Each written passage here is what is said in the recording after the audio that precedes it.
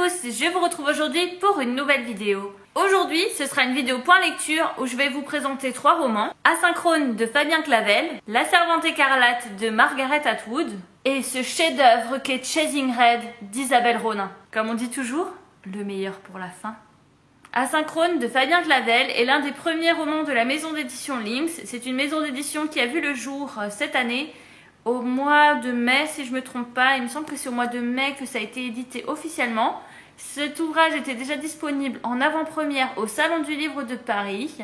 C'est dirigé par Charlotte Bousquet, une autrice que j'adore par-dessus tout. Avant de parler du contenu, parlons clairement du contenant avec cette couverture magnifique signée Mélanie Delon. Pour vous parler du contenu, je vous avoue que je ne sais pas trop comment m'y prendre parce que j'estime qu'il est assez difficile de parler de ce roman sans spoiler, sachant qu'à la base, en fait, on ne sait pas grand-chose, hormis qu'il est ici question de Cora, qu'elle a une maladie du cœur qui peut être fatale à tout instant.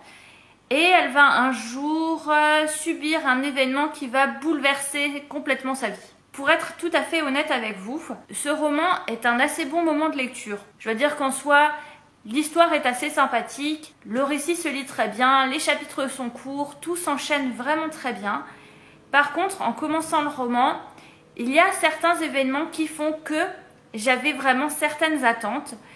Et forcément, comme je m'étais mis ces attentes en tête et que le récit n'a pas du tout correspondu à ça, je vous avoue que je suis un peu déçue. Attention, spoiler alerte. Tant que vous verrez ce panneau sur la vidéo, si vous ne voulez pas être spoilé, bon, c'est rien de foufou parce que ça se passe au début du roman, mais si vous ne voulez vraiment rien savoir, ne regardez pas cette partie, passez directement après le panneau. Au début du roman, donc, nous suivons Cora, l'héroïne principale, qui va retrouver ses parents qui travaillent sur un projet plutôt secret. Et le problème, c'est qu'en fait, le jour où elle va leur rendre visite pour voir l'expérience qu'ils ont en cours, tout ça tourne mal, il y a une explosion, les parents de Cora meurent, elle pas, voilà, elle a la chance de s'en sortir, elle se retrouve à l'hôpital.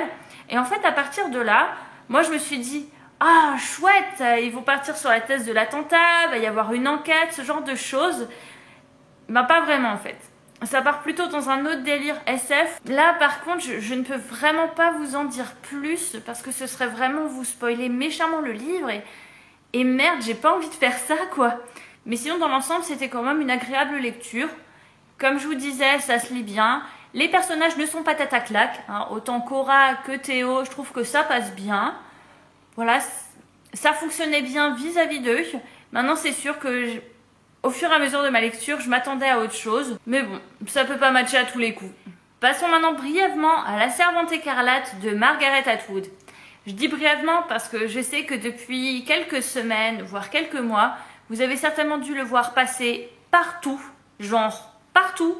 Déjà parce que vous avez dû le voir passer sur les réseaux sociaux à cause du live que nous avons organisé sur la chaîne d'Opaline à l'issue du film Mini Books, mais également à cause de cette couverture qui correspond en fait à la série télé qui a été adaptée de ce roman et qui est juste effrayante et incroyable et qui prend au trip. Pour revenir sur l'histoire, nous sommes ici aux États-Unis dans le futur. On ne sait pas exactement quand ça se passe, ni où ça se passe, mais toujours est-il que tout ce qui était en place a été renversé par un groupuscule fanatique religieux qui ont fondé la République de Gilead. Il faut savoir qu'à ce moment-là, la fécondité des femmes, c'est carrément la catastrophe. Du coup, ils se sont dit, hey, et si on utilisait les femmes encore fertiles pour en faire des usines à bébés? Et c'est ce qui se passe ici.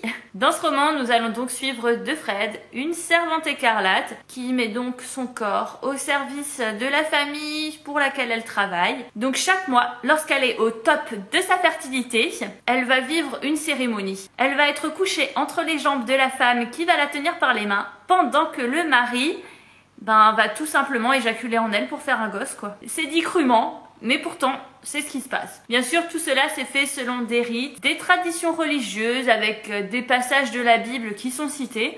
On pourrait se dire, fort heureusement, ce n'est pas la réalité. Mais il faut savoir que Margaret Atwood est une autrice connue pour s'inspirer de choses réelles qui ont existé. Alors c'est sûr, peut-être pas en France, mais le monde est vraiment très vaste et je pense que nous n'avons même pas la moindre idée de tout ce qu'il peut se passer partout dans le monde, dans tous les pays, dans toutes les tribus. Ce livre est vraiment flippant.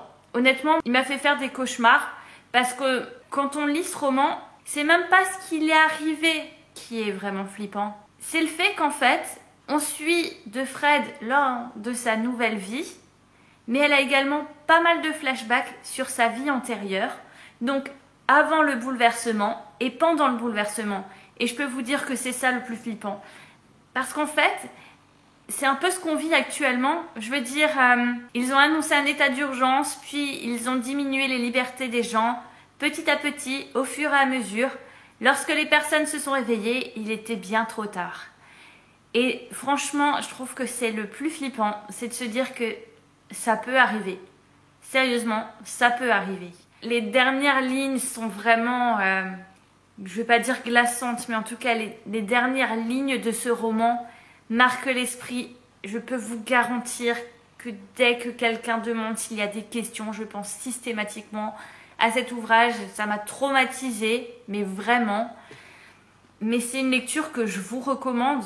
Par contre, le style peut sembler un peu froid.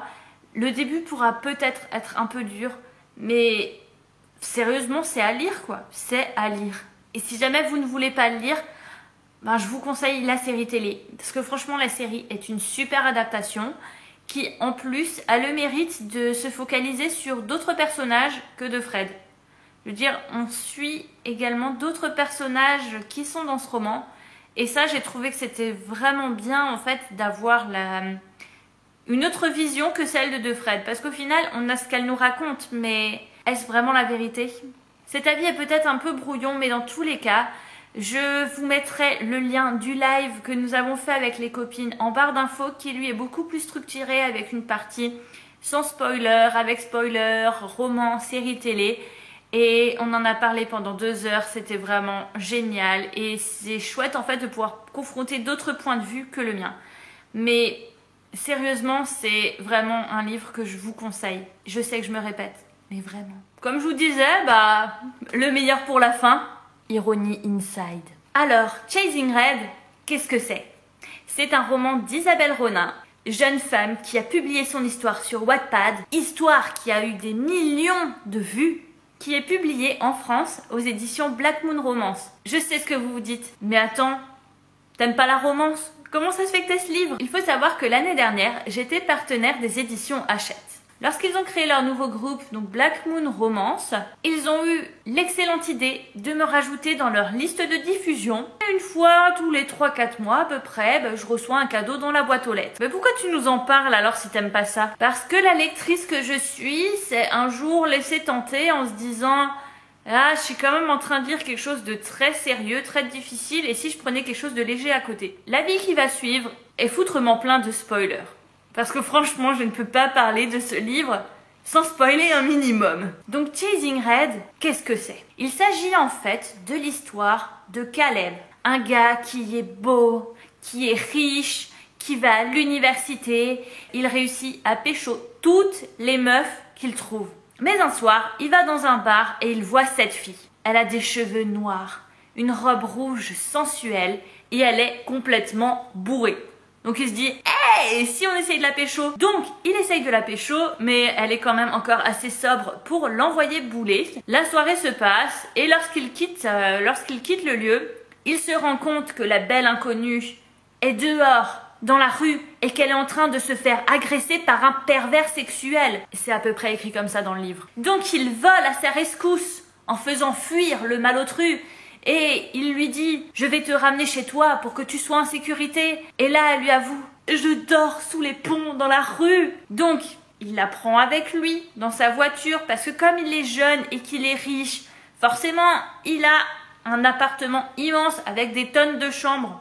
Donc, il l'emmène avec lui. La meuf, elle vomit dans la voiture. Il l'installe chez lui. Elle passe la nuit. Le lendemain matin, elle se rend compte que « Hey, c'est quand même pas mal. » Il se propose un deal.